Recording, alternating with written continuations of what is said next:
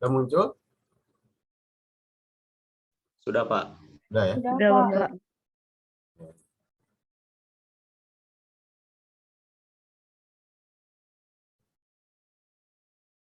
Ya. Jadi materi untuk pertemuan kedua kali ini yaitu materi awal untuk mata kuliah ekologi dan lingkungan terkait ruang lingkup ekologi. Jadi apa yang akan kita bahas selama satu semester ini secara garis besar akan dijabarkan pada materi pada hari ini. Misalnya ekologi itu apa, sampai mana batasannya, dan lain-lain ya. Ini yang pertama yang akan dibahas terkait ekologi sebagai ilmu. Menurut Ernest Haeckel, tahun 1860, ekologi merupakan ilmu yang mempelajari tentang makhluk hidup dalam rumahnya. Ingat-ingat ya, nanti akan saya tanya. Makhluk hidup dalam rumahnya atau rumah tangga makhluk hidup. Oke. Fokus perhatian ekologi adalah ekosistem. Ekosistem itu kalau bahasa gampangnya lingkungan ya, yang dibentuk oleh sejumlah makhluk hidup yang tinggal bersama dalam suatu lingkungan dan saling berinteraksi satu dengan lainnya. Kemudian ekologi ekosistem merupakan suatu studi untuk mempelajari tentang komponen biotik dan abiotik dari suatu ekosistem dan bagaimana interaksi yang terjadi di antara komponen-komponen tersebut.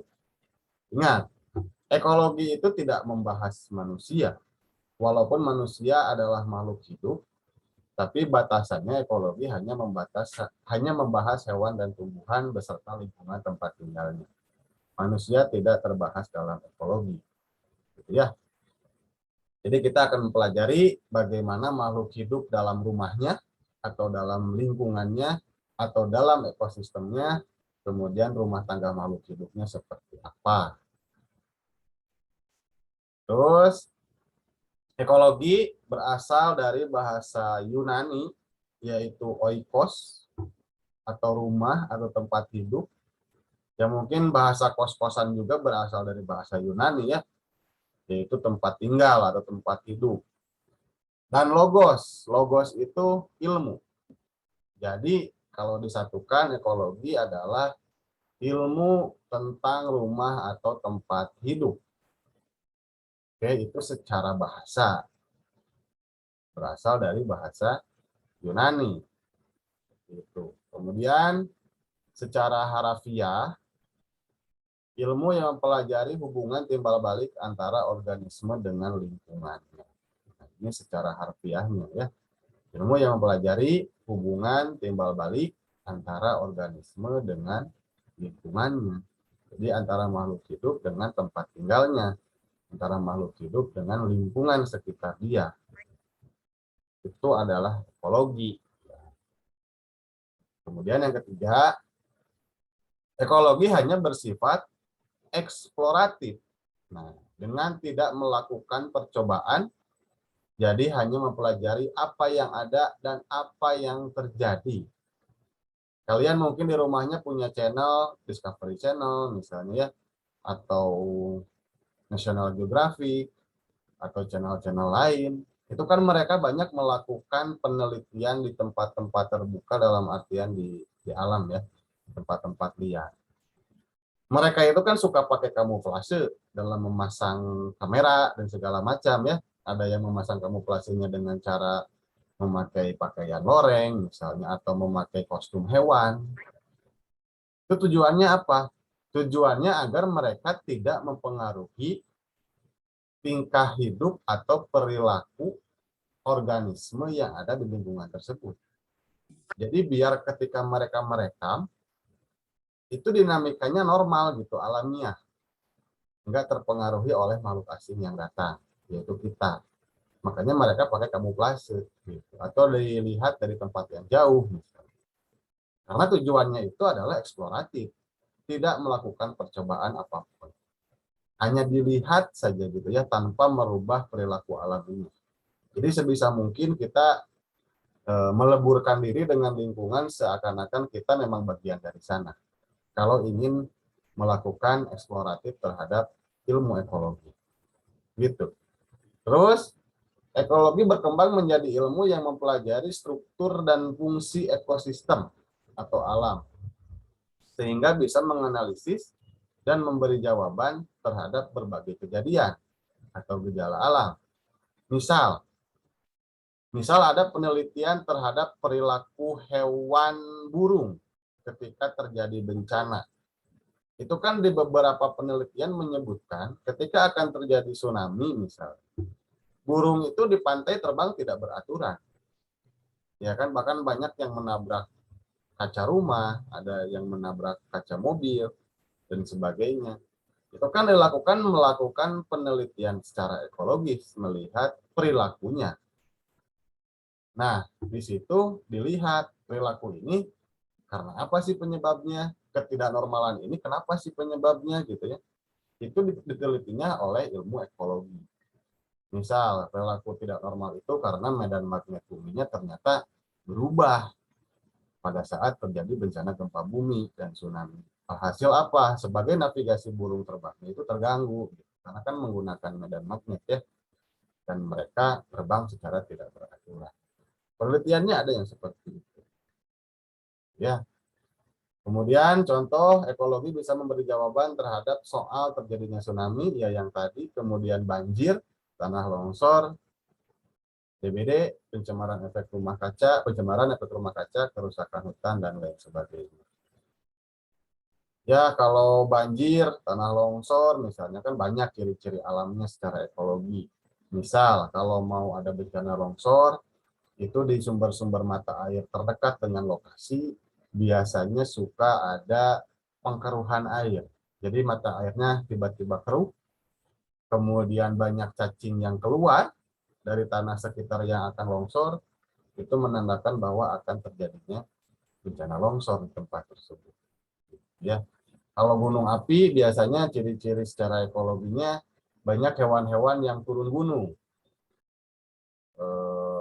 Hewan-hewan gunung misalnya kera, monyet gitu ya, atau apapun itu yang tinggal di gunung dia turun ke pemukiman, dan itu gejala tidak normal ya, dan itu salah satu indikasi akan terjadinya bencana gunung api atau letusan gunung api. Jadi setiap macam bencana yang memang disebabkan oleh alam itu bisa terdeteksi oleh perilaku makhluk hidup atau organisme yang ada di sekitar situ. Jadi itu bisa diteliti oleh ilmu ekologi. Ada yang tanyakan sampai sini sebelum dilanjutkan? Takutnya terlalu jauh, silakan.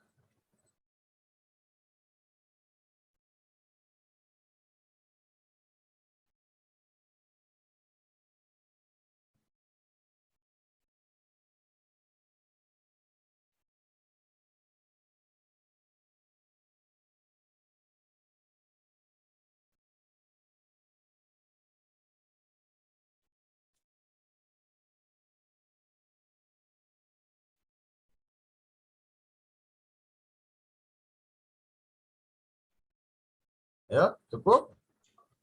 Ya, saya Pak, ada yang ditanyakan Pak. Ya, silakan. Dudun. Ya, terima kasih Pak. Jadi yang ekologi gitu ya, Ya. kita belajar terkait rumah gitu dan lingkungannya. Nah, apakah proses evolusi dalam kehidupan ini juga ada Pak menjadi bahasan dalam si ekologi ini gitu? Evolusi, ekosistem, Ya, atau manusia? ya. Evolusi kan secara keseluruhan makhluk hidup lain pun mengalami evolusi gitu ya Pak ya. Ya. Nah, apakah di sana juga dibahas gitu masuk dalam ranah itu tidak Pak? Oke. Evolusi itu kan perubahan dalam waktu yang panjang gitu ya. Berbeda dengan revolusi. Evolusi itu ya seperti evolusi Darwin misalnya ya, yang dalam tanda kutip itu sangat kontroversi, kemudian evolusi makhluk lain yang menyesuaikan diri dengan lingkungannya seperti jerapah. Pernah dengar dulu jerapah seperti kuda, pendek lehernya gitu ya. Tapi ketika lingkungannya semakin sulit, jerapah pun menyesuaikan diri sehingga lehernya menjadi panjang. Itu pun dibahas dalam ekologi. Nanti ada bab khusus terkait adaptasi ya. adaptasi ekosistem, Dudun. Jadi evolusi itu nanti akan dibahas pada tahap bab bagian evolusi ekosistem pada saat pembahasan di mata kuliah ini. Betul, itu masuk, tapi tidak mendetail dalam artian kurun waktunya tidak dijabarkan secara detail. Misal, pada tahun berapa sampai tahun berapa sehingga jerapah menjadi panjang lehernya. Enggak seperti itu ya pembahasannya. Hanya disebutkan saja dulunya seperti ini, sekarang seperti ini, karena proses adaptasi makhluk hidup terhadap lingkungan. Itu Dudun. Ya. Oke Pak. Atur nuhun Pak. Ya, mangga. Ada lagi yang lain? Jani, mau nanya apa Jani? Enggak, Pak, belum ada, Pak. Belum ada. Kalau belum ada saya yang nanya ya, ke Jani ya. Jadi menurut Anda ekologi itu apa? Bahasa sendiri aja. Ya, baik. Kalau menurut saya pribadi, ekologi itu merupakan ilmu yang mempelajari secara sederhananya seperti itu. Apa? Mau yang pelajari? Ilmu yang mempelajari lingkungan tempat tinggal kita gitu, Pak. Secara sederhananya menurut saya seperti itu. Lingkungan tempat tinggal kita sebagai manusia. Ya. Sebagai manusia. Jadi yakin? Iya Pak, kalau secara sederhananya menurut saya seperti itu. Oke, tadi sudah saya sebutkan bahwa ekologi itu tidak membahas manusia. Ekologi itu hanya tumbuhan dan hewan, kemudian tempat tinggalnya. Ya. Nah, secara rinci kalau misalnya manusia masuk, manusia itu dia punya bidang ilmu lain, yaitu sosiologi. Jadi sosiologi itu kan ngebahas tentang perilaku manusia antar manusia gitu ya. Kemudian interaksi manusia dengan tempat tinggalnya. Nah, bahkan geografi pun masuk di sana gitu ya. Di yang ngebahas manusia. Kalau ekologi itu lebih khusus ke makhluk hidup lain selain manusia. Oke, itu Janiyah. Jadi dipisahkan, dibedakan antara manusia dengan makhluk hidup yang lain. Karena lebih spesifik, kalau manusia lebih banyak bahasan. Ya, kita lanjutkan. Yang selanjutnya, yang kedua atau yang bagian B adalah tingkatan organisasi makhluk hidup. Ini dibagi. Dalam ekologi ada tingkatan yang berlapis. Mulai dari ekologi organisme, atau yang paling kecil, ekologi organisme itu bisa disebut dengan ekologi individu. Satu, ya. Satu, ingat, satu. Kemudian yang kedua ada ekologi populasi. Populasi itu adalah gabungan dari hewan atau tumbuhan yang sejenis. Misal, kalau ekologi organisme mah satu ekor kuda, misalnya. Oke. Kalau ekologi populasi mah berarti dia gabungan dari beberapa kuda. Gitu ya. Paham nggak maksud saya? Kalau individu mah satu jenis, kuda misalnya satu, udah, satu ekor. Kalau populasinya berarti kudanya lebih dari satu. Bisa dua, bisa tiga, bisa empat. Tapi satu jenis, yaitu kuda. Kalau udah campur dengan hewan lain, ada kambing misalnya, ada rusa, ada sapi, itu udah bukan populasi disebutnya, tapi komunitas. Jadi komunitas itu gabungan dari beberapa populasi. Paham nggak sampai situ dulu? Lebih tingginya lagi ada yang disebut ekosistem. Kalau ekosistem dia gabungan dari komunitas. Lebih tinggi kalau ekosistem, hubungan dari komunitas dan lingkungannya. Ada yang lebih tinggi lagi yaitu biosfer. Biosfer itu apa? Biosfer itu adalah lapisan makhluk hidup dalam kajian geografi, ya. Objek material geografi kan salah satunya adalah biosfer. Dan manusia itu tidak masuk ke biosfer. Manusia kan masuknya ke antroposfer dalam objek formal geografi. Ini di sini irisannya seperti ini. Paling kecilnya organisme, yang kedua populasi, yang ketiga komunitas, yang keempat ekosistem. Ada yang tanyakan? Sampai sini, sebelum saya menjelaskan satu persatu, coba saya akan bertanya ke Mutia. Mutia dulunya IPA IPS Mutia. IPS, Bapak. IPS. Oke, sama dengan saya ya. IPS saya juga. Mutia, coba beri rekan-rekan kalian penjelasan lah terkait pembagian tingkatan organisasi makhluk hidup ini. Bahasa kamu aja. Kalau sependapat saya, organisme itu satu jenis. Misalnya satu jenis kupu-kupu. Maksudnya ke organisme. Kalau yang populasi itu berarti jenis kupu-kupu yang lain itu tergabung ke dalam satu tempat. Kalau komunitas itu gabungan dari beberapa populasi, misalnya jenis-jenis kupu-kupu, jenis-jenis burung itu, terus jenis-jenis hewan lain digabung ke dalam satu wadah namanya komunitas. Kalau ekosistem itu gabungan dari komunitas itu, jadi misalnya komunitas hewan darat atau komunitas hewan laut, komunitas hewan udara, gitu Pak. Terus tingkat atasnya lagi ada biosfer, bisa hidup. Oke, makasih ya. Secara garis besar memang seperti itu. Nah, yang lain nanti harus paham juga sama. Nanti akan saya jelaskan lagi secara mendetail terkait pembagian ini ya ke bawahnya. Oke, makasih Mutia. Terus dilanjutkan, yang pertama kita akan pelajari terkait ekologi organisme. Nah, ini yang paling kecil tadi ya. Ekologi organisme ini itu mempelajari tentang perilaku jenis makhluk hidup tertentu. Yaitu tentang yang pertama cara bergerak. Kumaha sih bergeraknya? Apakah berjalannya pakai tangan gitu ya, atau pakai kaki, atau pakai tumit gitu, atau apapun itulah ya, cara bergeraknya dipelajari. Kemudian tumbuh berkembangnya seperti apa dipelajari juga. Tumbuh dan berkembang kucing itu berbeda dengan tumbuh dan berkembang singa misal, atau harimau. Kucing 1 bulan itu paling sebesar kepalan tangan kalian kan, tapi kucing besar seperti harimau 1 bulan itu bisa sebesar anak kambing gitu. Itu dipelajari dalam ekologi. Tumbuh dan berkembangnya seperti apa.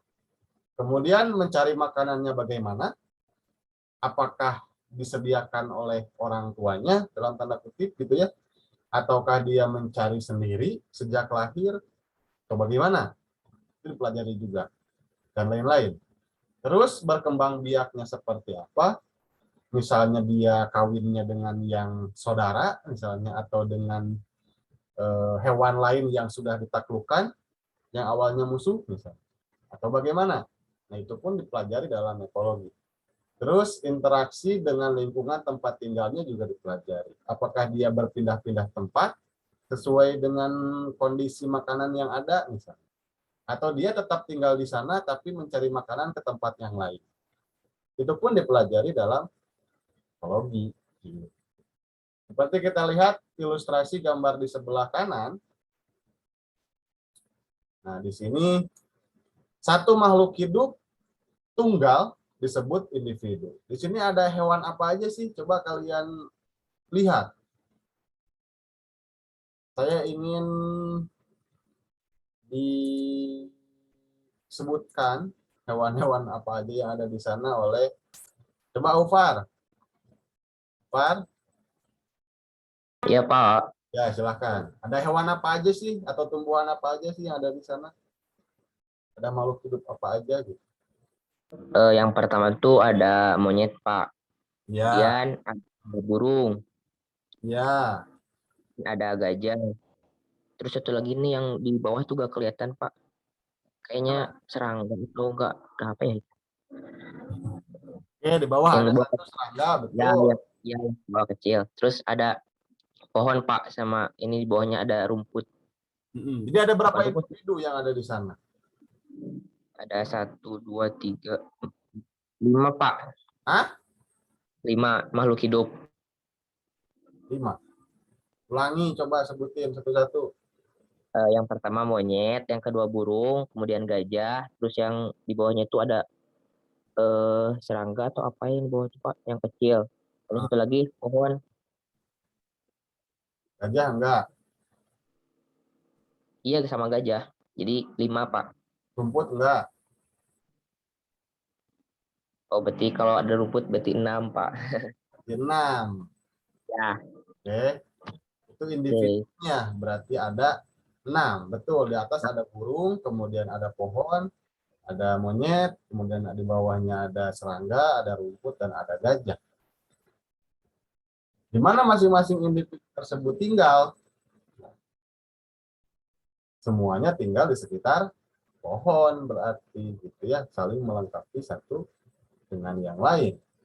Ini disebutnya individu kalau kita bahasnya satu. Tapi kalau sudah digabungkan, itu disebutnya dengan apa? Populasi. Nanti kita bahas populasi ya. Nah, ini ekologi organisme, ada yang tanyakan dulu sampai sini? Silakan.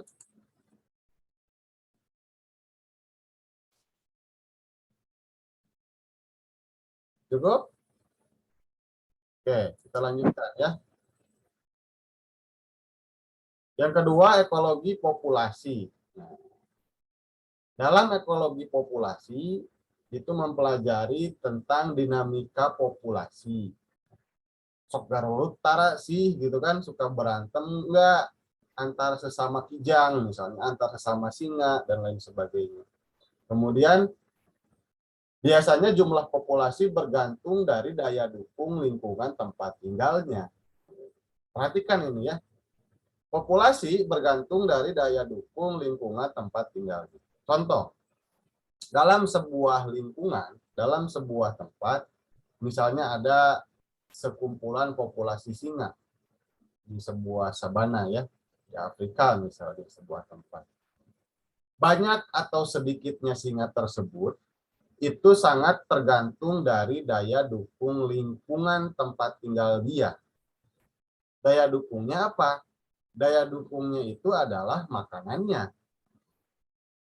Ketersediaan makanan dalam hal ini berarti yang dimakan oleh singa apa sih? Kijang misalnya, rusa, atau hewan-hewan lain sebagai produsen untuk singa gitu ya. Ketika itu melimpah di tempat tersebut, jumlah singa yang ada di sana itu bisa lebih banyak dibanding ketika makanannya ketersediaannya sedikit gitu. Paham nggak maksud saya? Kemudian jumlah air misalnya. Air itu ketika memang banyak di sana, berarti itu menjadi daya dukung yang lain untuk banyak atau sedikitnya singa yang ada di sana. Tapi tidak harus seperti ini juga. Ketika daya dukungnya banyak, air banyak, rusa banyak, gitu, singanya pun akan sangat banyak di sana, enggak juga. Karena dalam sebuah koloni singa biasanya dia ada batas jumlah. Karena ketika nanti ada dua ekor singa jantan yang dominan, itu dia tidak akan bisa hidup dalam satu koloni. Singa jantan yang satu harus keluar dari koloni tersebut dan membuat koloni yang baru. Bayang nggak maksud saya? Jadi tidak harus hanya daya dukung saja yang berpengaruh terhadap jumlah, tapi dalam hal ini kebiasaan jumlah koloni juga dari setiap makhluk hidup juga sangat diperhitungkan terkait jumlah ini. Kalau kijang, zebra itu kan tidak berpengaruh ya, mau jantannya mau berapa ratus pun, betinanya berapa ribu pun, dalam satu koloni mereka tidak akan terlalu banyak bertengkar. Beda dengan singa. Singa kalau ada dua orang jantan yang dominan, itu mereka akan bertengkar dan akan harus ada keluar satu. Itu pun harus dipelajari. Tidak semua hewan sama, gitu ya. Itu maksud dari nomor 2 atau bagian 2. Kemudian yang ketiga, jika daya dukung cukup baik, maka jumlah populasi juga akan meningkat. Nah, itu yang tadi ya. Jika jumlah makanannya ada, banyak, air banyak, tempatnya oke, nyaman gitu ya, maka jumlah populasinya juga akan meningkat. Manusia pun kan sama. Ketika tempatnya nyaman, makanan ada gitu ya, air ada, lingkungannya enak, ada wifi misalnya ya, terus ada daya dukung lainnya, mereka akan berkembang biak dengan baik di sana, gitu. Beranak pinak dan segala macam. Tapi kebalikannya, ketika daya dukungnya menurun, maka jumlah populasi pun cenderung akan menurun. Karena ketersediaan makanan, ketersediaan minuman, dan fasilitas lainnya kurang gitu. Makanya mungkin banyak dari komunitas atau populasi mereka yang keluar dari tempat tersebut untuk mencari kenyamanan yang baru atau mencari makanan yang baru. Karena kebagian kalau cicing didinya. Maksudnya seperti itu ya. Dan yang terakhirnya dinamika populasi dipengaruhi oleh strategi perkembangbiakan, kompetisi dan predasi. Predasi itu apa sih?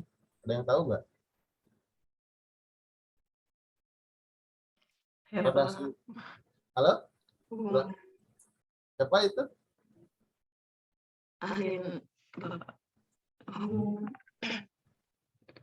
Hubungan pemangsa dan mangsa. Proses makan memakan. Predasi itu ya. Oke, jadi proses makan memakan itu predasi, gampangnya seperti itu ya hari ini. Atau mangsa memangsa, saling memangsa ya bahasa lain. Boleh, makasih. Jadi populasi itu dipengaruhi oleh strategi perkembangbiakan, kompetisi, dan predasi. Itu sangat berpengaruh ya. Kalau perkembangbiakannya terhambat, otomatis jumlah populasinya akan sedikit. Begitupun ketika banyak kompetisi, banyak pertarungan, banyak persaingan, itu perkembangan populasi pun akan terhambat. Dan apalagi kalau ada proses makan memakan ya, bunuh membunuh gitu. Itu pun populasi akan terhambat perkembangan. Kita lihat contoh di sebelah kanan. Di sini ada ilustrasi terkait populasi. Jadi populasi itu kumpulan individu yang sejenis di suatu tempat dalam waktu tertentu. Contoh, di sini di kiri ada kijang 1 ekor gitu ya. Itu kan disebutnya individu kalau 1. Kemudian ketika kijangnya banyak, disebutnya populasi. Begitupun dengan pohon, ketika 1 pohon disebutnya individu, tapi ketika pohonnya banyak disebutnya populasi. Ilustrasi lain, populasi manusia lazimnya disebut penduduk. Kalau 1 kan individu manusia, tapi kalau banyak disebutnya penduduk atau masyarakat. Gitu ya. Ada yang tanyakan tentang populasi? Silakan.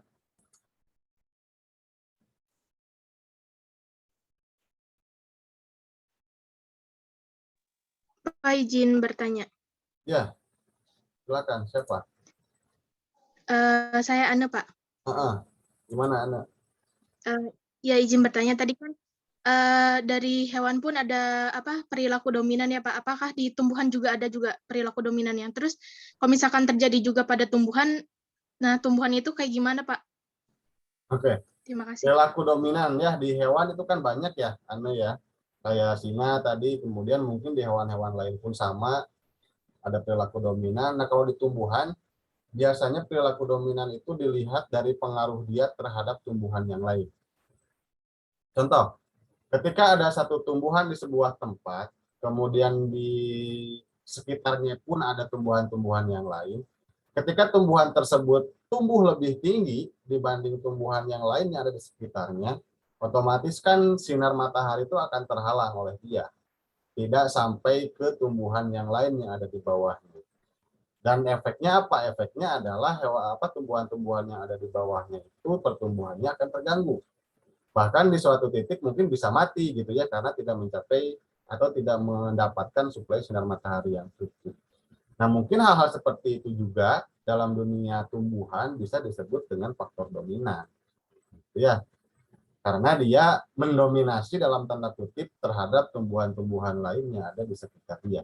Ya walaupun bukan dalam bentuk perilaku ya, Ana ya. Kan kalau hewan kan dominannya itu dalam bentuk perilaku, misalnya mengusir jantan lain gitu ya, sehingga dia bisa menguasai tempat itu. Tapi kalau tumbuhan enggak dalam bentuk perilaku, bentuk dominannya, tapi dalam proses tumbuh dan berkembangnya. Gitu. Banyak kan kayak contoh yang lain, misal apa sih disebutnya? Kalau yang tumbuhan yang nempel di tumbuhan yang lain, apa disebutnya tuh? Benalu, Pak. Benalu ya, Parasit. parasit benalu. Ketika dia nempel di tumbuhan tertentu, kan ada yang tumbuhan yang ditempelinya itu menjadi mati gitu. Karena sari-sari makanannya itu terserap oleh si tumbuhan benalu tersebut. Di suatu titik nanti akan seperti itu. Nah, itu pun kan bukan karena perilaku. Kalau tumbuhan maka karena dia tidak bisa bergerak ya, tapi karena proses tumbuh dan berkembangnya. Jadi dominasinya itu ditampilkan dalam proses tumbuh dan berkembang. Seperti itu Anu ya. Terima kasih, Pak. Ya oke. Ada lagi? Belum kita lanjutkan? Cukup? Oke. Kita lanjutkan ya. Yang ketiga ada yang disebut ekologi komunitas. Nah, ini kalau kita bicara tentang komunitas, suka tersirat juga oleh klub-klub motor ya. Komunitas motor. Nggak ada kan populasi motor, kan nggak ada ya komunitas motor. Nah, kalau komunitas biasanya terdiri dari beberapa jenis motor yang berbeda. Kalau di motor gitu ya, begitupun di tumbuhan dan hewan di sini. Menggambarkan bagaimana suatu jenis makhluk hidup yang hidup di lingkungan tertentu, kemudian berinteraksi dengan jenis makhluk hidup lain di lingkungan yang sama. Jadi dia tidak hanya sejenis ya. Kalau individu dan populasi tadi kan masih dalam batasan sejenis. Tapi kalau komunitas ini dia sudah beda-beda jenis. Biasanya ada semacam bentuk persaingan yang dilakukan oleh makhluk hidup agar dapat bertahan dan tetap ada di lingkungan tersebut. Contoh, jika makanannya sama, itu adalah salah satu faktor yang paling berpengaruh terhadap persaingan mereka. Misalnya di sebuah sabana, itu ada hyena, tahu hyena nggak? Ada hyena dan singa gitu ya. Ya walaupun hyena itu dia memakan bangkai-bangkai sisa singa, tapi kadang-kadang ketika singa makan makan rusa misalnya, hyena itu suka datang dan mengganggu singa. Hyena itu mirip anjing hutan ya, tapi bentuknya rada aneh lah. Mungkin kalian bisa searching sendiri. Nah, persaingan-persaingan seperti itu di hewan-hewan lain pun banyak terjadi. Misal, apalagi? Misalnya ada populasi kuda zebra yang memakan rumput di sebuah tempat, kemudian di sana juga ada populasi banteng yang memakan rumput yang sama juga, gitu ya. Nah, terjadilah di situ persaingan antara kedua populasi tersebut di satu lingkungan yang sama, memperebutkan makanan yang sama. Tuh. Terus bentuk-bentuk adaptasi yang dihasilkan bisa berupa adaptasi bentuk. Nah, ini tadi kita sebut adaptasi atau evolusi ya. Tadi yang bertanya, ada yang disebut adaptasi bentuk tubuh, kemudian tingkah laku, kemudian fisiologi. Nah, ini secara detail nanti akan dijelaskan. Oke, nah ini kita lihat di sebelah kanan ada ilustrasinya. Kalau komunitas itu dia terdiri dari beberapa jenis populasi di suatu tempat akan bergabung atau berhubungan atau berinteraksi membentuk komunitas. Contoh, ini ada komunitas di padang rumput.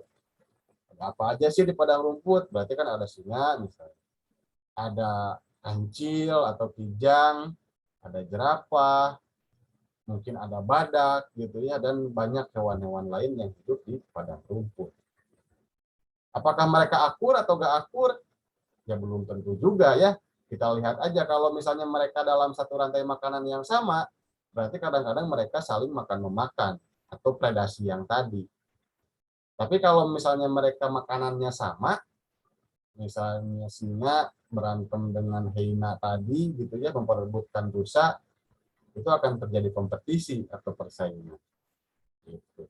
Jadi memang dinamikanya banyak kalau di komunitas. Komunitas dengan lingkungan akan terjadi hubungan timbal balik menjadi ekosistem. Ya. Komunitas ada yang tanyakan? Silahkan sebelum dilanjutkan. Cukup? Ini Pak, ada Pak saya Pak. Ya, silakan. Kalau itu Pak bentuk seperti ada hewan singa atau misalnya apa yang mengencingi daerah teritorialnya itu masuk ke adaptasi dalam komunitas nih Pak. Kan ada tuh banyak hewan yang seperti itu. Singa, kucing ya, dan hewan-hewan lain biasanya seperti itu. Mengencingi daerah kekuasaan katanya, biar si hewan lain atau hewan sejenis lain yang masuk ke daerah tersebut itu udah mencium bahwa di sini tuh berarti sudah ada yang punya istilahnya. Apakah itu disebut apa tadi Dudun? Bentuk adaptasi? Ya, bentuk adaptasi dalam komunitas gitu. Karena kan ditunjukkannya juga dalam tingkah laku gitu Pak. Ya oke. Ya, boleh. Kalau misalnya itu tujuannya untuk dalam hal persaingan, misalnya tadi kan, atau predasi, atau apapun itu, sehingga dia bisa menunjukkan dominasinya untuk hewan-hewan yang lain, ya mungkin itu masuknya ke sana, betul. Adaptasi ya, terhadap lingkungan tempat tinggal. Berarti itu masuknya adaptasi tingkah laku dulu. Gitu ya. Kalau bentuknya seperti itu.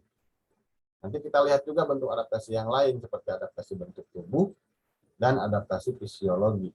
Bedanya seperti apa? Betul, bolehlah. Contoh-contoh yang memang nyeleneh gitu ya, tapi memang secara adaptasi itu masuk. Boleh. Ada lagi, Dudun? Oke, Pak, cukup Pak. Cukup? Oke. Kita lanjutkan dulu. Kemudian ada yang disebut ekologi ekosistem. Nah, ini merupakan tingkatan yang paling kompleks dalam hal organisasi biologis. Suatu ekosistem merupakan lingkungan pendukung kehidupan yang paling lengkap. Jadi kalau kita bahas kalau yang tadi mah dari mulai individu, populasi, kemudian komunitas, itu kita fokusnya ke hewannya ya atau ke tumbuhannya. Tapi kalau kita bahas lagi tentang ekosistem, itu kita fokusnya ke dua hal. Selain hewan dan tumbuhannya, kita pun fokus terhadap lingkungan tempat tinggalnya. Berarti ke abiotiknya ya. Kalau tadi kan biotik, kalau hewan dan tumbuhan. Tapi di sini kita fokusnya ke abiotiknya juga. Selain ke biotik atau makhluk hidupnya, kita fokus ke abiotik atau makhluk mati atau benda mati yang menjadi pendukung dari lingkungan tersebut, gitu, atau tempat tinggal. Itu yang dibahas dalam ekosistem. Kompleks, semuanya ada. Berbagai individu, berbagai populasi, berbagai komunitas, itu semuanya nyampur di sebuah ekosistem. Misalnya ekosistem darat, ekosistem estuaria, ekosistem air tawar, gitu ya. Yang nanti akan kalian bahas di kelompok masing-masing. Nanti kalian akan lihat sendiri apa itu ekosistem. Ya. Oke, nah kita bahas yang selanjutnya yaitu pembagian ekologi. Nah, di sini pun kita akan lihat adaptasi itu seperti apa ya nanti.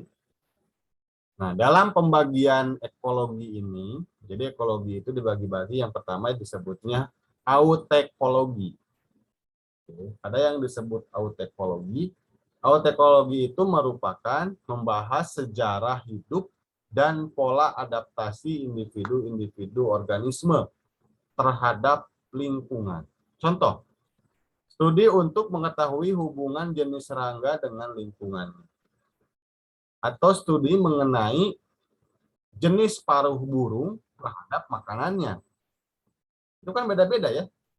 Paruh burung untuk pemakan daging dia berbeda dengan paruh burung pemakan biji-bijian misalnya. Atau paruh burung pemakan serangga misalnya. Itu akan berbeda. Nah, di situ kita akan membahas dalam autekologi berarti. Dalam autekologi ini kita lihat contohnya yang di sebelah kiri, itu kita membahas terkait adaptasi morfologi yang pertama. Jadi adaptasi itu dipelajarinya dalam autekologi ya. Adaptasi morfologi itu di dalamnya kita akan membahas terkait biar lebih besar. Nah, dalam adaptasi morfologi kita akan membahas terkait penyesuaian diri terhadap alat-alat tubuh. Contoh, Burung elang mempunyai kuku yang tajam untuk menerkam mangsanya. Kebayang kalau burung elang tidak punya kuku, bagaimana dia caranya untuk hunting makanan gitu ya? Susah. Nah, berarti di situ burung elang memiliki adaptasi yang baik dalam hal berburu makanan, yaitu yang pertama adalah kukunya panjang dan tajam. Fungsinya untuk menerkam mangsanya. Kebayang juga gak kalau misalnya burung elang itu paruhnya itu mirip burung pemakan biji-bijian. Gak melengkung gitu. Bagaimana cara dia mencabik-cabik daging? Kan tidak akan bisa juga. Makanya di situ Tuhan Maha Adil ya, menciptakan elang itu dengan kuku yang memang khusus untuk menerkam dan paruh yang khusus untuk mencabik daging. Itu yang disebutnya adaptasi morfologi atau adaptasi bentuk tubuh. Oke. Morfologi itu bentuk tubuh. Ya, yang nampak berarti ya. Oke, yang kedua ada yang disebut adaptasi fisiologi. Bedanya apa? Kalau adaptasi fisiologi itu penyesuaian diri terhadap lingkungan dengan fungsi alat-alat tubuh. Nah, ini agak sedikit berbeda ya. Contohnya, manusia menambal sel darah merah apabila ada di pegunungan. Nah, bingung nggak tuh? Ini contohnya kenapa manusia ya? Nanti akan saya gantilah ke contoh yang hewan biar lebih kontekstual. Contohnya kalau di hewan apa ya? Beruang. Beruang ketika dia di tempat yang dingin dia akan menambah sel darah merah. Berbeda ketika dia berada di tempat yang lebih hangat misalnya. Sama-sama darah, tapi fungsinya memiliki fungsi yang ganda. Bisa berubah-ubah fungsi sesuai dengan lingkungan tempatnya. Bayang nggak? Bedanya dengan morfologi apa? Dua-duanya tubuh tuh adaptasinya. Tapi kalau morfologi mah itu berarti bentuk tubuh secara kasat mata, paruh contohnya tadi kan, atau kuku. Tapi kalau yang fisiologi itu dia tubuh tapi dalam hal fungsi secara tidak kasat mata. Gitu. Ada yang punya contoh yang lain nggak? Adaptasi morfologi. Adaptasi fisiologi itu seperti apa? Ayo. Ada yang tahu nggak hewan yang bisa melihat ketika dalam keadaan gelap? Hewan apa? Kelelawar, Pak. Kelelawar. Kelelawar, kucing. Kelelawar. Kucing juga iya, katanya gitu ya. Kelelawar iya. Itu disebutnya adaptasi fisiologi atau morfologi.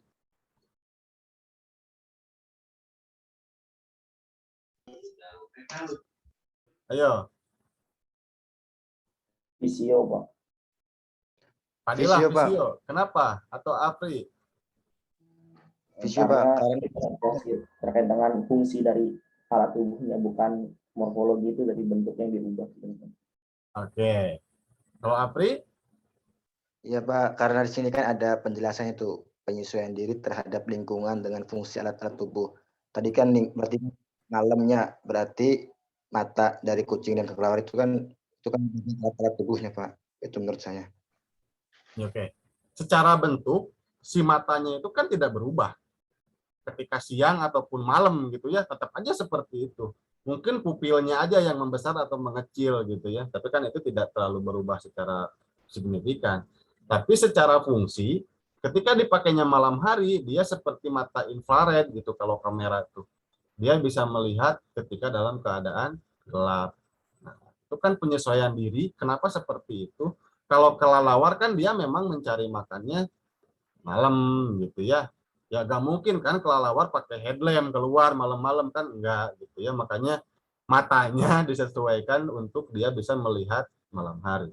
Itu adaptasi fisiologi. Betul. Beda kan dengan yang morfologi. Kalau morfologi itu bentuk. Bebek misalnya. Tahu bebek kakinya itu kan dia ada selaputnya. Untuk memudahkan dia ketika berenang. Itu dia masuknya ke fisiologi atau ke morfologi? Morfologi, Pak. Morfologi, betul. Karena bentuknya sudah jelas dan kasat mata, bukan dilihat dari hanya fungsinya saja. Gitu ya. Paham ya bedanya antara yang fisiologi dan yang morfologi. Yang ketiga itu adalah adaptasi tingkah laku. Kalau adaptasi tingkah laku ini yaitu penyesuaian diri terhadap lingkungan dengan tingkah lakunya. Contoh, bunglon mengubah warna tubuhnya. Ikan paus muncul ke permukaan secara periodik. Itu contohnya ya. Tingkah laku itu sebetulnya banyak. Tadi juga disebutkan oleh rekan kalian, Dudun. Kucing mengencingi tempat-tempat tertentu untuk menandai daerah kekuasaannya. Misalnya. Biar tidak ada kucing yang lain yang masuk ke sana. Itu pun adaptasi tingkah laku atau perilaku gitu, dari hewan. Atau contoh yang lainnya, biasanya ayam itu dia akan lebih galak ketika dia punya telur. Iya gak sih? Iya kan? Ketika indung ayam itu dia punya telur, biasanya dia lebih galak gitu dibanding ketika dia tidak punya telur. Itu adalah bentuk adaptasi dia untuk melindungi telur-telurnya. Itu kan adaptasi secara tingkah laku disebut. Dan masih banyak contoh yang lain tentunya ya. Paham dalam ketiga jenis adaptasi ini? Atau ada yang ditanyakan dulu boleh? Saya tak mau bertanya. Ya, silakan Adisa. Mau bertanya mengenai terkait ini Pak, tentang kehidupan ekosistem hewan yang terancam tempat tinggalnya gitu. Kayak misalnya kan pembangunan hutan sawit di Sumatera kan katanya mengancam kehidupan satwa-satwa liar. Kayak misalnya salah satu contohnya monyet atau kera. Nah kan pohon sawit itu tuh kan batangnya itu kan berduri. Nah sedangkan kalau kita lihat kan kera ini tuh mempunyai, kalau dilihat dari adaptasi morfologinya kan dia mempunyai kebiasaan dan punya bentuk tangan yang bisa bergelantungan gitu, mencengkram dari dahan ke dahan. Nah, sementara dengan pembangunan sawit kan bisa mengganggu sistem bentuk morfologi, bentuk tubuh dari si monyet itu sendiri gitu. Jadi nggak bisa bergelantungan lagi. Terus dari tingkah laku juga kan mungkin dengan adanya pohon sawit, terus keranya jadi terluka kalau misalnya nggak bisa bergelantungan di pohon sawit, jadi tingkah lakunya nggak bisa mencari makanan gitu, nggak bisa mencari makanan dari dahan ke dahan atau pohon ke pohon. Itu juga mengganggu dari sistem rantai makanan. Nah, kalau misalnya hal itu terjadi, apa yang bakalan berpengaruh dari sistem kehidupan satwa liar di hutan tersebut, dan juga apa yang bakal terjadi kalau misalnya ada salah satu rantai makanan yang terganggu gitu, dari produsen ke konsumennya gitu. Kasih. Oke. Panjang banget ya pertanyaannya, bisa. Jadi sebetulnya kalau terkait rantai makanan atau jaring-jaring makanan, nanti kita akan bahas pada bab tertentu. Atau bahkan mungkin kelompoknya nanti ada kelompok yang khusus untuk membahas tentang itu. Saya tidak akan membahas detail terkait itu. Yang akan saya bahas di sini adalah terkait invasi ya, invasi sawit ke hutan. Nah, itu sangat berbahaya. Di satu sisi secara ekonomis memang sangat menguntungkan ya sawit itu, tapi di sisi lain secara ekologis penggunaan airnya itu sangat luar biasa loh kalau sawit. Sawit itu per pohon per hari itu bisa berapa puluh liter ya konsumsi airnya. Jadi memang tidak cocok di tempat yang kering dan dia harus di tempat yang basah, rawa-rawa, mirip-mirip gitu ya. Kemudian secara ekosistem untuk tumbuhan dan hewannya, ya monyet tidak akan beradaptasi dengan sawit kalau saya rasa ya. Karena dia tidak akan dipaksakan tinggal di sana, karena mungkin tadi betul kayak Adisa juga, sawit itu kan berduri ya. Dia tidak akan bisa bergelantungan di sana juga. Dan ngapain juga bergelantungan di sana, karena kan tidak ada makanan dia di sana. Karena kan monyet tidak makan sawit ya, tapi monyet memakan buah-buahan lain yang memang ada di pohon yang lain. Paling dia akan bergeser ke tempat yang lain yang memang masih ada makanannya.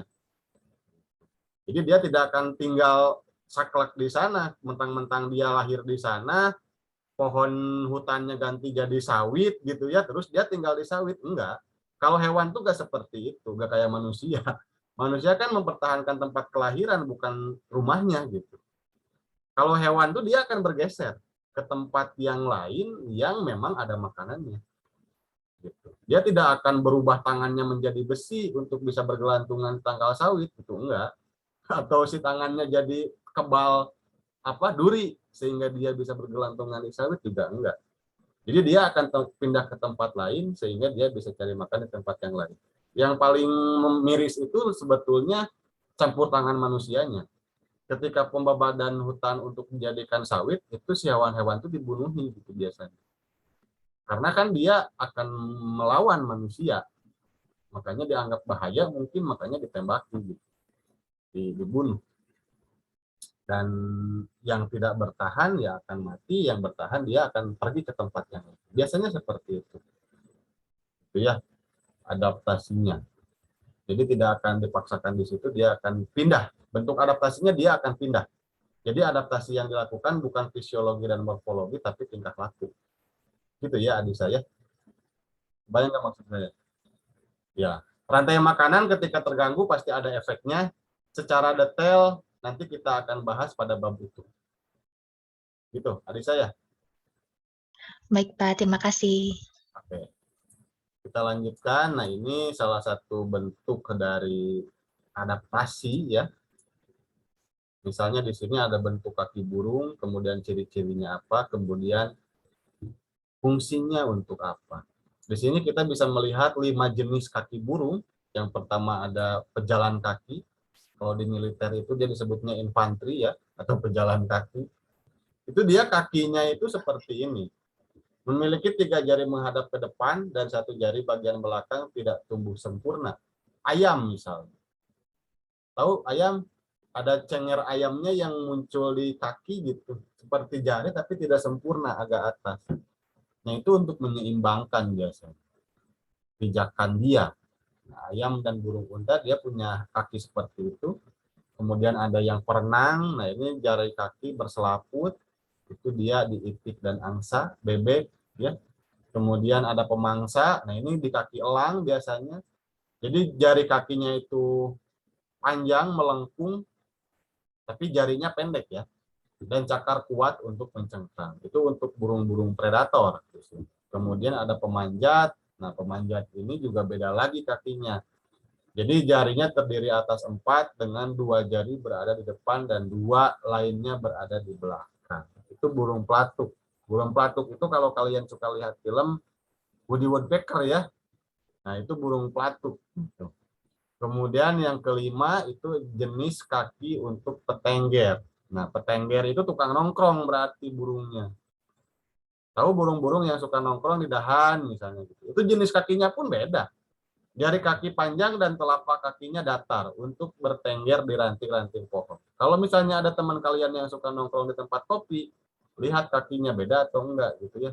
Karena kalau burung itu beda, kalau petengger dia kakinya beda gitu. Oke. Nah, yang tanyakan di sini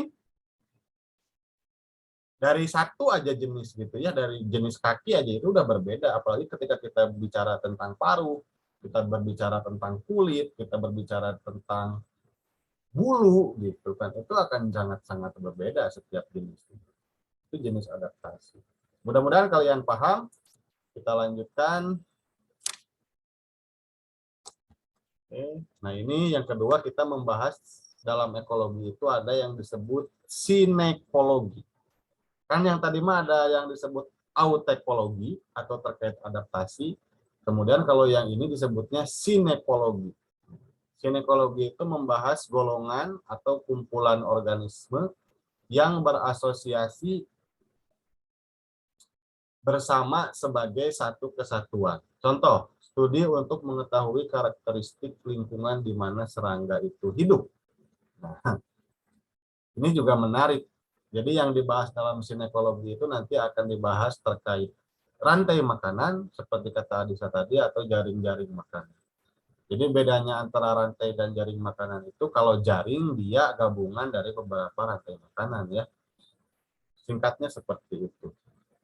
Nah, di sini kita bisa lihat apakah perilaku tikus di tempat yang banyak ular itu berbeda dibanding perilaku tikus di tempat yang tidak banyak ular. Bayang nggak maksud saya? Atau contoh, misalnya kalau manusia gampangnya gini. Perilaku manusia yang bertempat tinggal di kota, yang banyak manusia yang lain, kemudian beda gak dengan manusia yang hidupnya di desa, yang tidak banyak manusia lain, gitu. Pasti kan secara perilaku akan berbeda. Begitupun di hewan, gitu. Hewan secara perilaku dia akan berbeda ketika lingkungannya berbeda. Ketika predatornya berbeda. Ketika produsennya berbeda, gitu. Dia kan akan menyesuaikan diri terhadap lingkungan tersebut seperti itu. Contoh, Israel Palestina lah di manusia ya biar gampang. Israel itu dia tiap tahun, tiap bulan itu mengembangkan sistem pertahanan senjata. Kenapa? Karena dia takut dibombardir terus oleh Palestina misalnya. Ataupun sebaliknya. Alhasil apa? Ketika dia negaranya itu pindah ke negara lain misalnya yang tidak punya musuh, ya otomatis dia tidak akan mengembangkan senjata lagi. Buat apa gitu kan? Kan tidak ada musuh di sini. Gitu ya. Jadi setiap tempat dengan dinamika yang berbeda, itu dia akan menimbulkan perilaku yang berbeda juga dari hewan atau tumbuhan tersebut. Gitu. Contoh, nah hayam di daerah saya mah garalak gitunya ayam teh. Di daerah kamu mana habaragur hayam teh gitu kan. Oh di daerah saya mah galak teh karena sok diheureyan wae hayamna. Unggal aya di Tajong, unggal aya misalnya di Banjur misalnya hayamna. Ya pasti galak lah gitu kan. Tapi kenapa kok ayam di daerah kamu baik-baik? Ya kenapa baik? Karena mungkin si orang itu yang dekat dengan ayam ketika ketemu ayam suka dikasih makan gitu. Dikasih beras, dikasih sisa-sisa nasi dan segala macam. Ya pasti akan baik ayam. Gitu kan? Berarti setiap lingkungan ketika dia memang adaptasi, bukan adaptasi ya, ketika memang dia lingkungannya seperti apa, dia akan perilakunya pun akan berbeda. Gitu ya. Di sinekologi itu membahas tentang karakteristik lingkungan di mana tempat makhluk hidup tersebut hidup. Oke. Cukup? Ada yang tanyakan? Nah, ini untuk slide-slide terakhir silahkan dibaca saja nanti di di slideshow yang sudah saya upload di Google Classroom. Silahkan nanti dibaca. Yang pertama hubungan ekologi dengan makhluk hidup lain. Ini silahkan baca. Kemudian ini juga silahkan baca saja. Oke. Ada yang ditanyakan dulu? Belum saya akhiri? Atau di sini sudah bergabung Pak Nedi? Pak Nedi?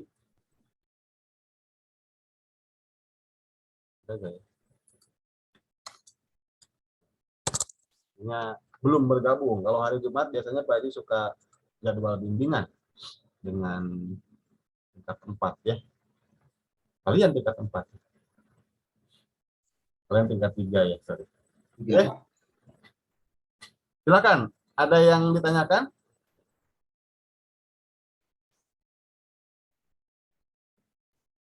Atau cukup? Izin bertanya, Mau Pak. bertanya. Oke, satu-satu ya. Siapa dulu? Silakan raise hand aja dulu. Raise hand aja. Nanti saya akan pilih satu-satu. Oh, Kelmalia dulu boleh. Silakan. Dijelaskan kan Pak, kalau di ekologi itu bukan interaksi, hubungan antara hewan ataupun tumbuhan dengan lingkungan. Nah, kan lingkungan itu pasti banyak kan Pak, nah kompleks. Apakah ada gitu Pak, di dalam ekologi dijelaskan bahwa hubungan hewan dengan tumbuhan dan juga manusia gitu?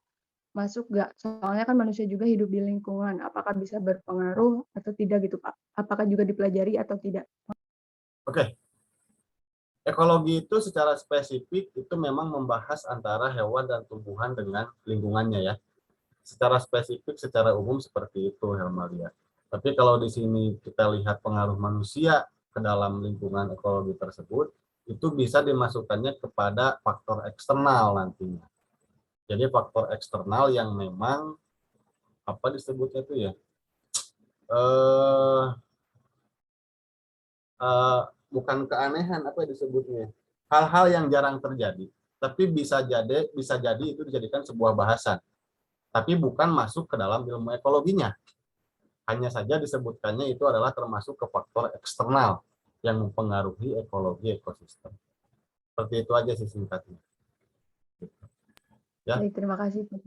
Karena kan kalau manusia udah beda lagi bahasannya, bisa di sosiologi atau bisa di geografi, nanti ilmu yang khusus membahasnya. Jadi di situ nanti bisa multidisipliner ilmu pembahasannya, bukan hanya ekologi tapi geografi dan sosiologi.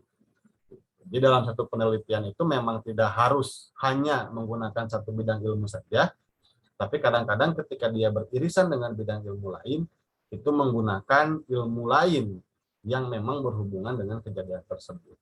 Sosiologinya dipakai, misalnya geografinya dipakai selain ekologi. Jadi tidak campur ya, hanya ada ilmu bantunya sebagai faktor eksternal. Gitu.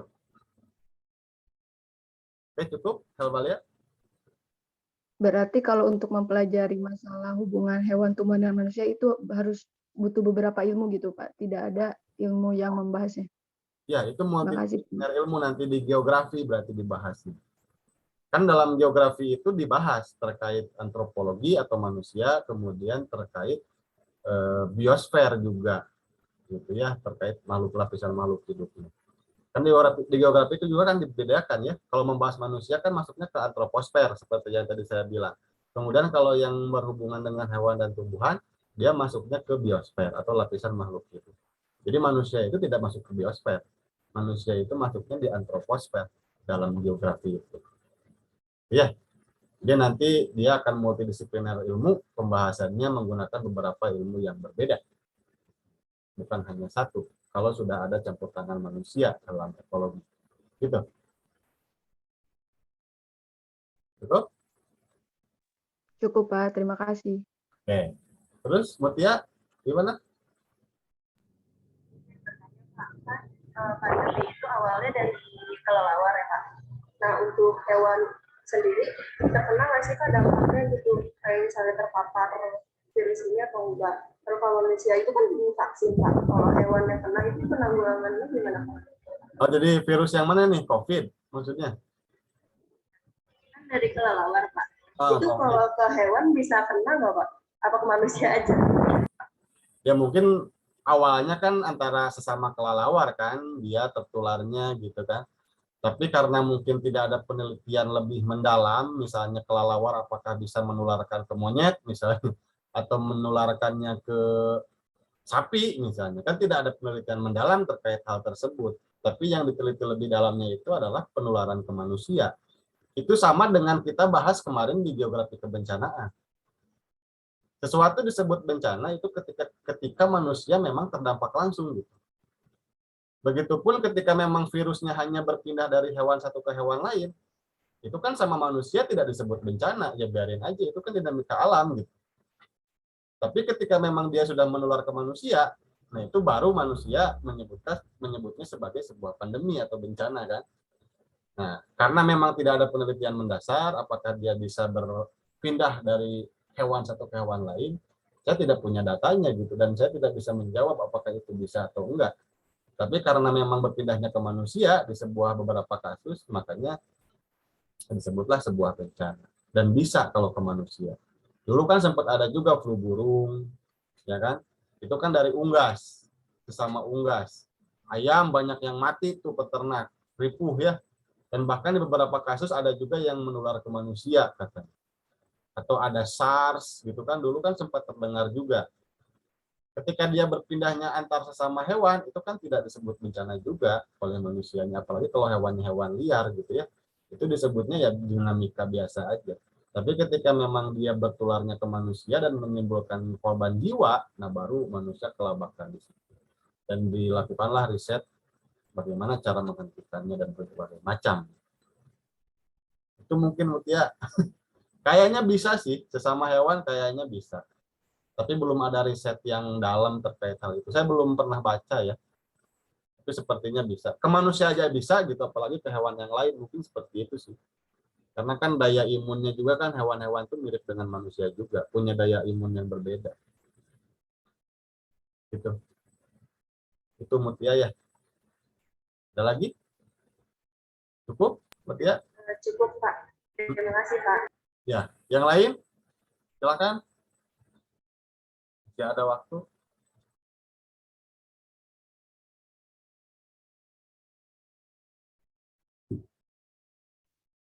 Izin bertanya, Pak. Ya, Irna, silakan.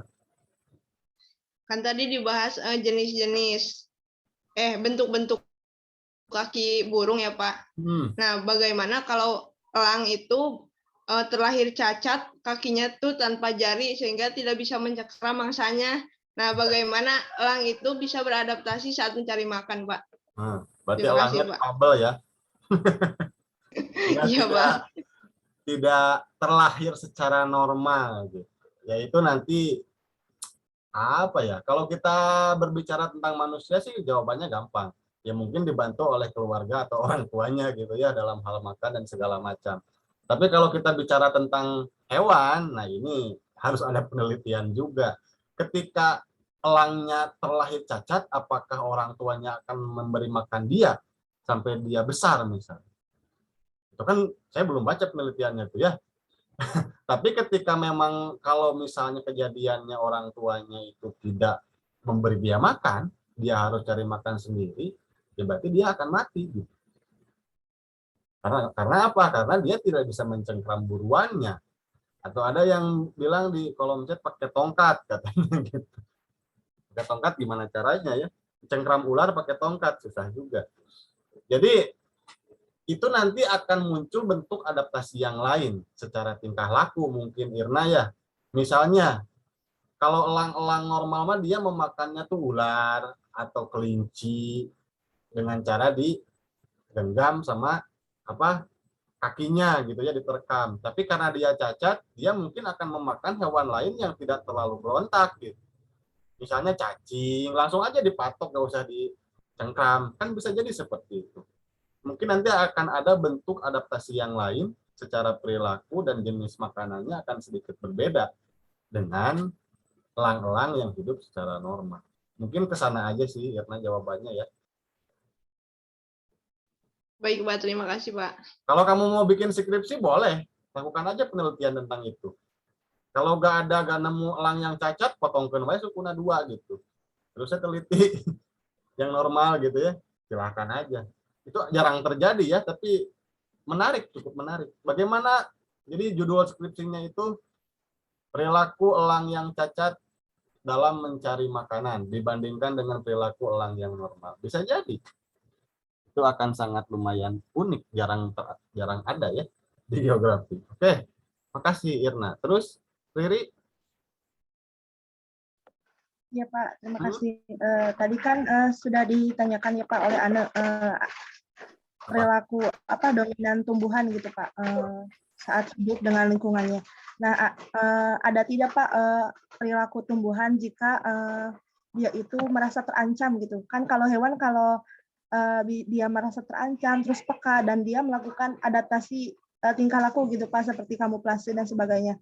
Tapi ada tidak Pak perilaku unik atau dari hewan itu sendiri ketika mereka merasa terancam gitu Pak. Tumbuhan. Karena kan tumbuhan tingkat kepekaannya mungkin terbatas gitu ya Pak daripada hewan gitu. Terima kasih. Oke. Hewan dan tumbuhan itu bedanya hanya bergerak dan tidak ya sebetulnya. Kalau hewan itu kan dinamis, dia bisa bergerak seperti manusia. Kalau tumbuhan kan dia lebih stay ya, standby gitu. Kaku. Tapi di beberapa tumbuhan itu ada yang bisa beradaptasi respon langsung terhadap terhadap ancaman ya. Contohnya itu putri malu. Tahu putri malu? Putri malu itu kan ketika kamu pegang dia akan menguncup ya daunnya. Kemudian menghadap cucuk. Pucuk. Putri malu itu cucuk kan Pak? Ya cucuk, tapi kan si daunnya dia akan nutup dulu sehingga si cucuknya itu atau durinya dia akan lebih kelihatan gitu. Betul nggak?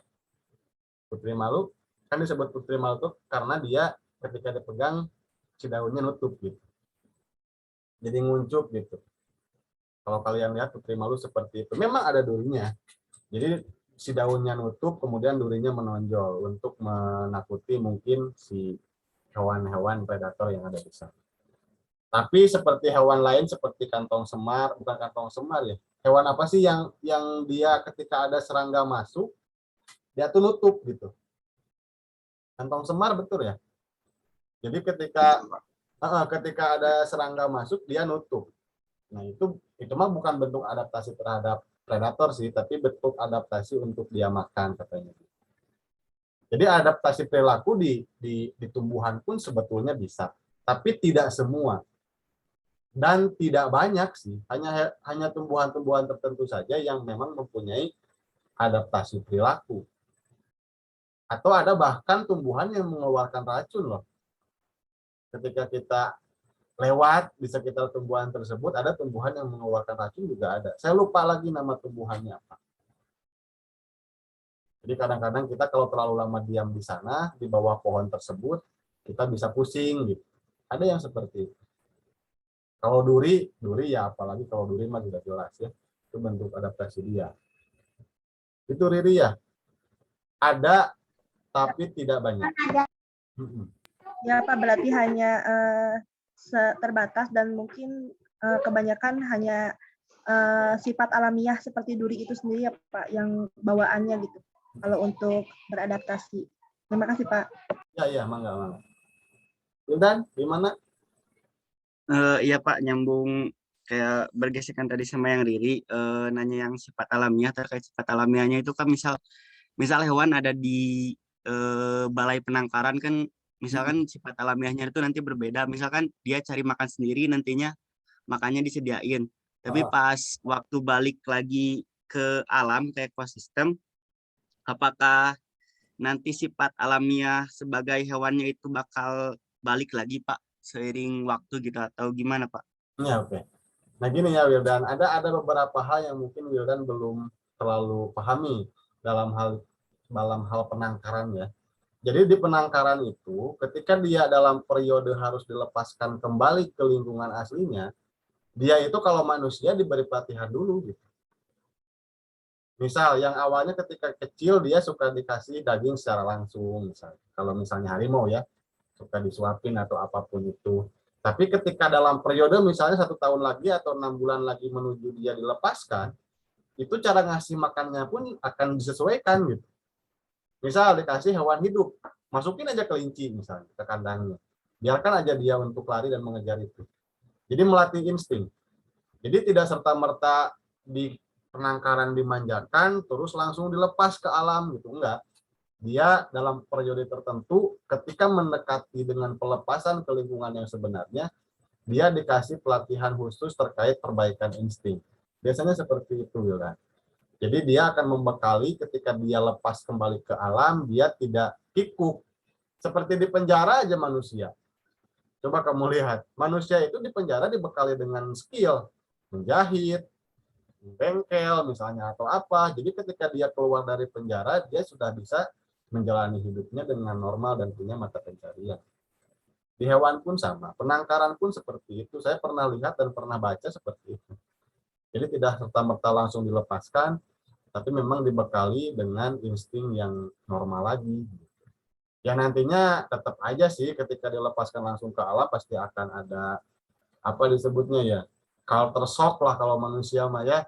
Jadi dia budayanya beda gitu ya, pasti kikuk dulu gak apa-apa, nanti dia akan beradaptasi sendiri dan bisa menyesuaikan sendiri. Ya kalau tidak bisa ya pasti mati. Kan dalam pantauan biasanya. 1 minggu, 2 minggu pasti dalam pantauan dulu.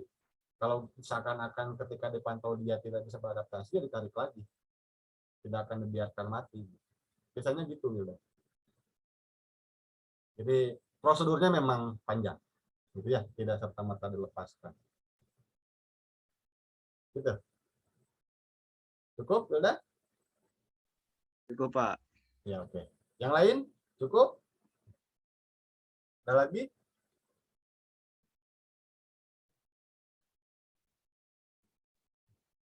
Sepertinya tidak ada ya.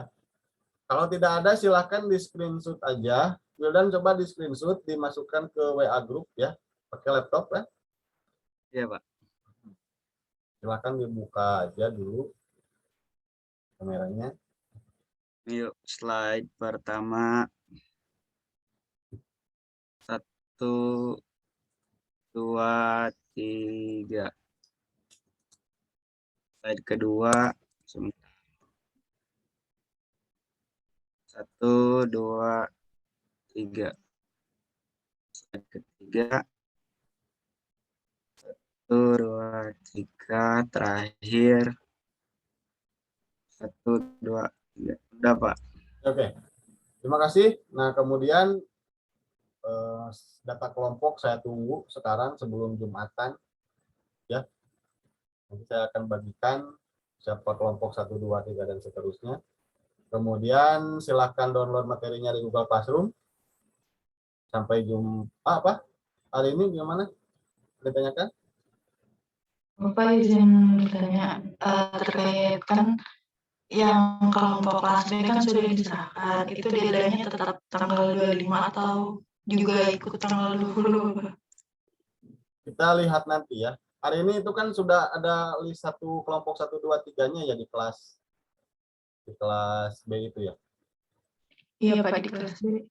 Sudah kan? Sudah Bapak. Ya kita lihat nanti lah, kita diskusikan lagi nanti di WA grup masing-masing. Oke? Ya, terima kasih. Baik, Pak. Assalamualaikum warahmatullahi wabarakatuh. Waalaikumsalam. Waalaikumsalam Terima kasih Bapak. Mangga.